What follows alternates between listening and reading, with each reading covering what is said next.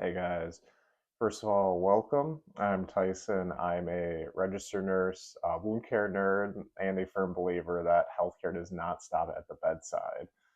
So I understand a lot of you may be wondering, why is this nurse talking about the war in Ukraine, or staffing mandates, or Taiwan, or whatever else it might be? And that's because in today's world, things do not happen in isolation anymore. It's not always possible to keep things in a neat little box, even when it might be easier that way. So, for the last few years, I've been working in long term care, skilled rehab, and wound care, mostly with the elderly and homeless populations, both of which tend to have a much higher incidence of acute injuries and poorly managed chronic diseases, especially when compared with the rest of the healthy general population. That means a lot of dressing changes, way too much Jerry Springer level drama, but also a front row seat to how healthcare policies play out on actual human bodies. I still remember the early COVID days when we were forced to reuse dressing supplies or PPE like N95s or wearing garbage bags as gowns. It's funny now, but it really was not funny at the time. It really was the most unholy union of poor planning and policy combined with a global catastrophe, and it almost broke our entire healthcare system. And at the very least, it exposed a lot of already festering problems within it, which leads me right into why I started this channel, just because I can't ignore that bigger picture anymore. Whether it's cuts to Medicaid, rural hospital closures, vaccine misinformation, or yeah, even conflict overseas, it all ends up in our nursing homes, our trauma bays, and our hospitals all over the country. Nothing happens in isolation.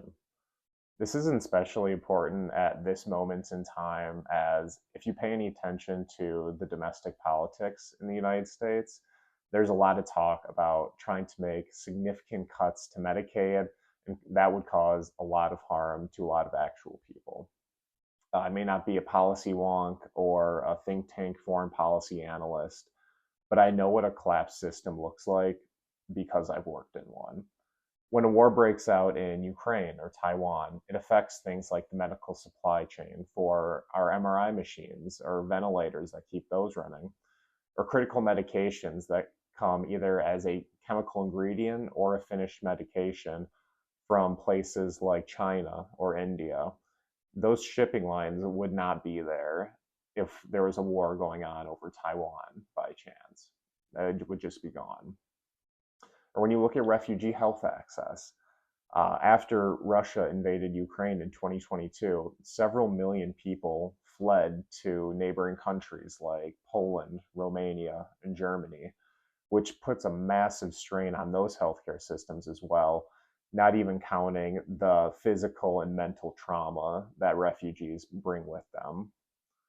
And yeah, that's going to impact your own local hospital's glove inventory because, hint, hint, almost all of them come from China, and they are not exactly our biggest fan right now. Trust me, I learned way too much about supply chains during COVID. We really need to start bringing this stuff back on shore pretty quick.